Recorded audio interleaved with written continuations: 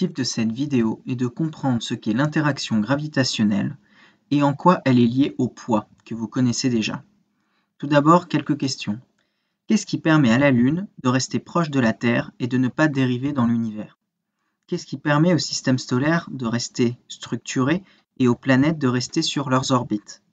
Qu'est-ce qui nous permet de rester sur Terre et de ne pas nous envoler dans l'univers? La réponse à toutes ces questions est l'interaction gravitationnelle. C'est elle qui permet à la Lune de rester près de la Terre, au système solaire de rester structuré, aux planètes de rester sur leurs orbites, et surtout qui nous permet d'avoir les pieds bien sur Terre. D'où vient l'interaction gravitationnelle?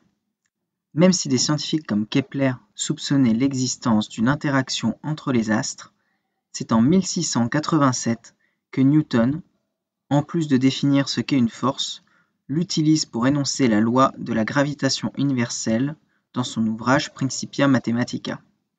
Il donne alors l'expression mathématique d'une force qui modéliserait l'action entre deux corps.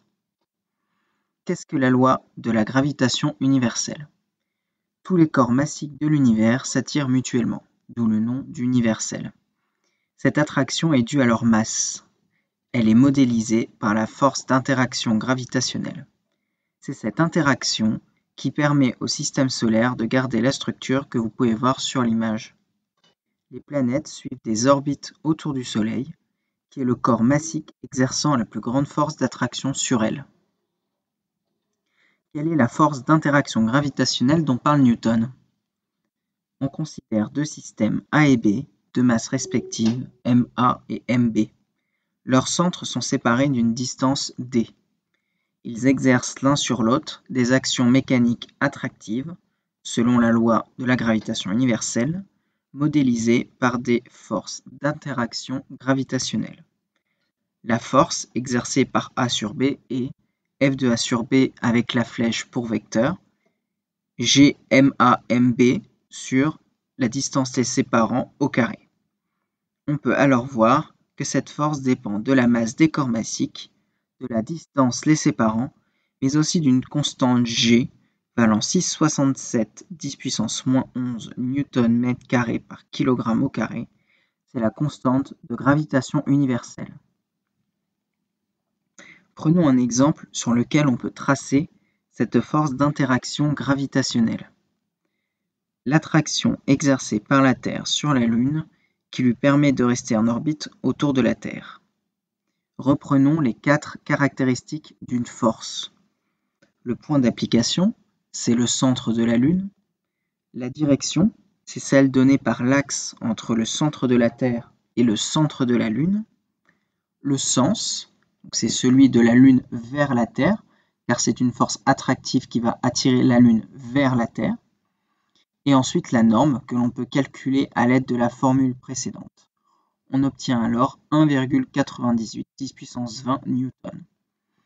On peut alors tracer le vecteur force, ici en jaune.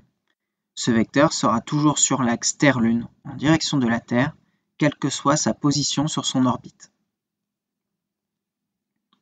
Toi aussi, tu subis l'interaction gravitationnelle, car, ne le prends pas mal, mais tu es considéré comme un corps massique en physique, car tu as une masse.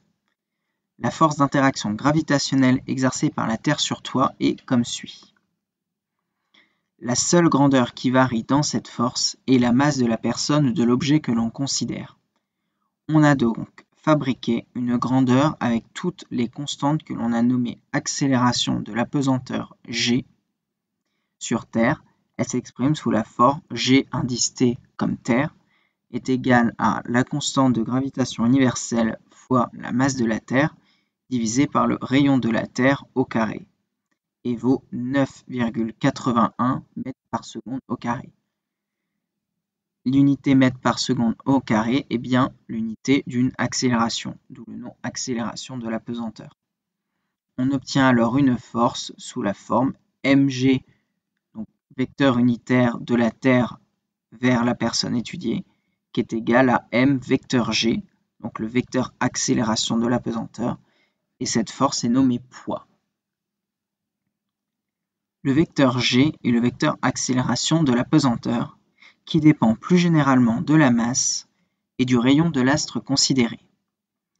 En effet, G est proportionnel à la masse de l'astre et inversement proportionnel au rayon de l'astre au carré. Plus la constante G est importante, plus on sera attiré vers la Terre, et inversement, plus elle est faible, moins on sera attiré vers l'astre plus généralement. On donne notamment les accélérations de la pesanteur sur la Lune, sur la Terre et sur le Soleil, donc à la surface du Soleil. Comme on peut voir, elle est très importante pour le Soleil, mais aussi très faible pour la Lune. Une accélération de la pesanteur faible, comme c'est le cas sur la Lune, explique les bonds que l'on peut voir quand les personnes marchent sur la surface de la Lune, dans les vidéos qui ont été tournées sur la Lune, ou encore bandes dessinées et films, comme vous pouvez voir sur l'image.